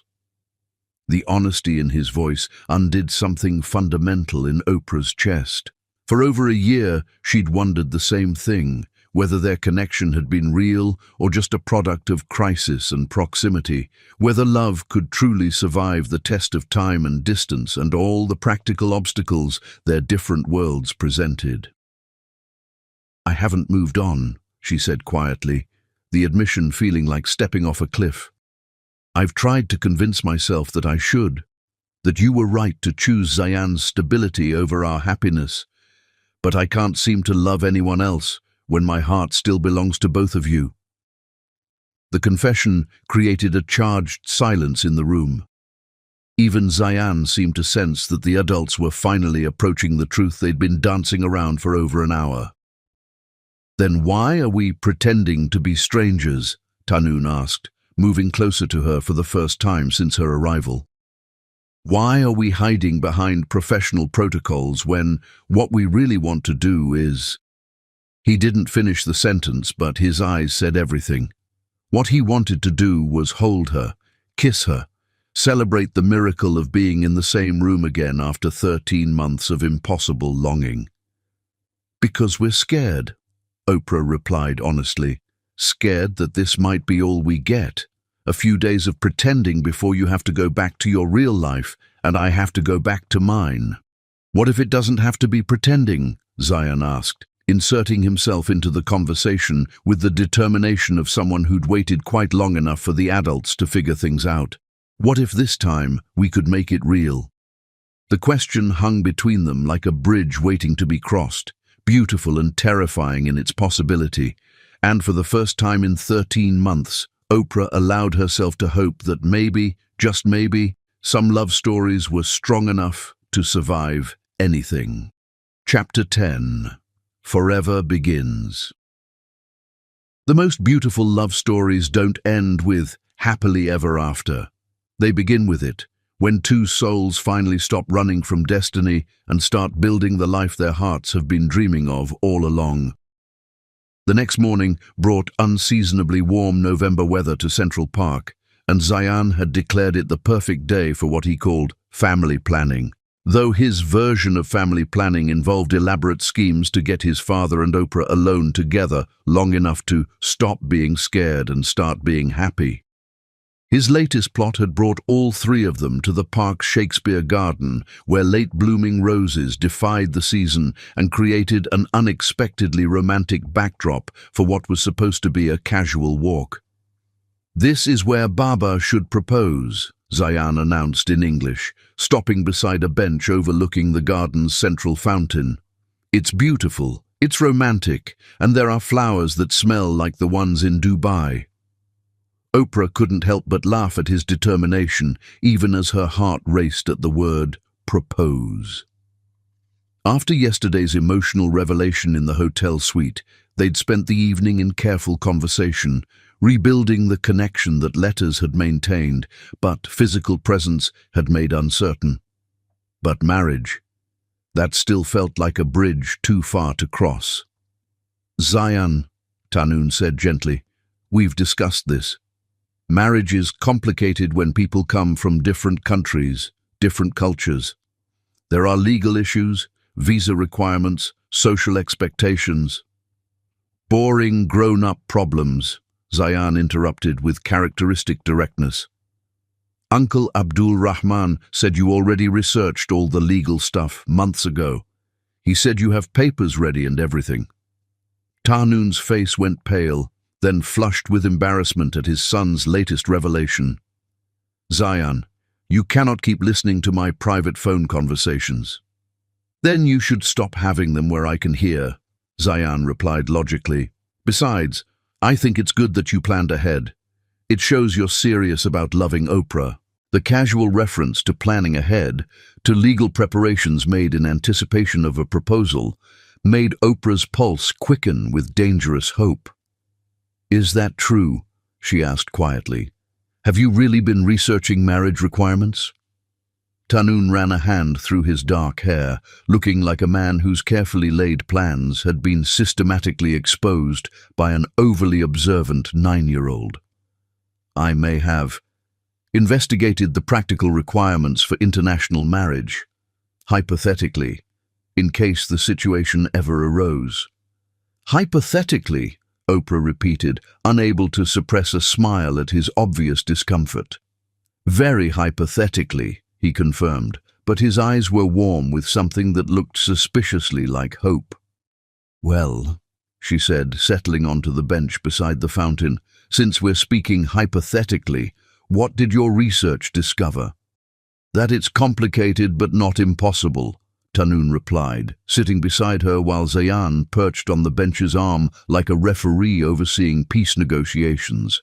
American UAE marriage requirements, visa applications, cultural integration support systems, all of it exists for people willing to navigate the bureaucracy. And the business complications? The social expectations you were worried about? The business has stabilized completely. Rashid's betrayal actually helped in some ways. It clarified who our real allies are, and most of our clients were disgusted by his behavior. As for social expectations, he paused, looking directly into her eyes. I've spent 13 months learning that some things matter more than other people's opinions. The admission was delivered with quiet conviction, and Oprah felt her last defenses against hope crumbling.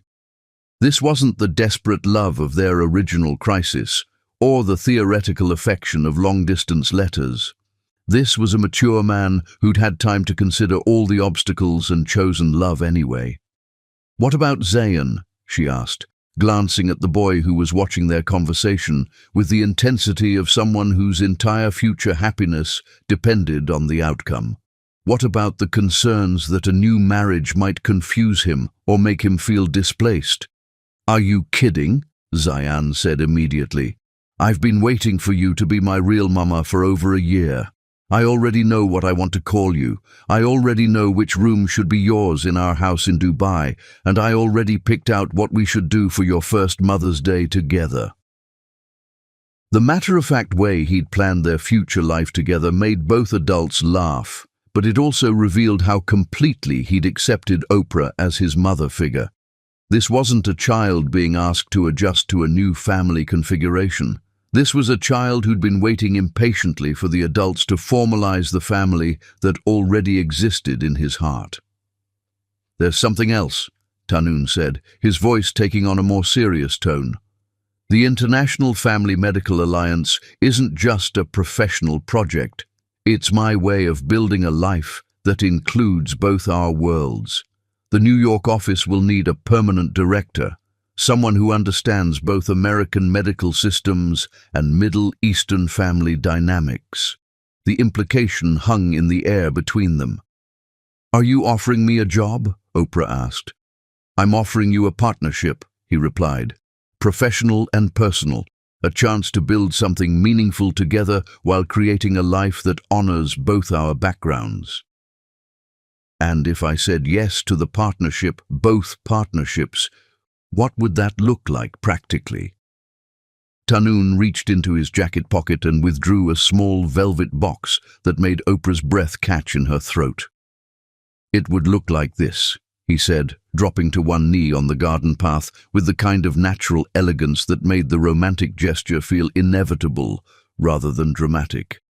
"Oprah Winfrey," he said, his voice carrying clearly in the quiet morning air. "You saved my son's life when I couldn't make anyone understand that he was dying. You saved my life when I was drowning in loneliness and couldn't imagine how to be happy again. You taught us both that love doesn't recognize borders or languages or cultural differences. It simply recognizes itself in another heart." He opened the box to reveal a ring that took her breath away, a magnificent sapphire surrounded by diamonds, clearly chosen to honor both their backgrounds with stones that sparkled like stars over desert and sea. "I know this isn't how most proposals happen," he continued, his dark eyes bright with emotion.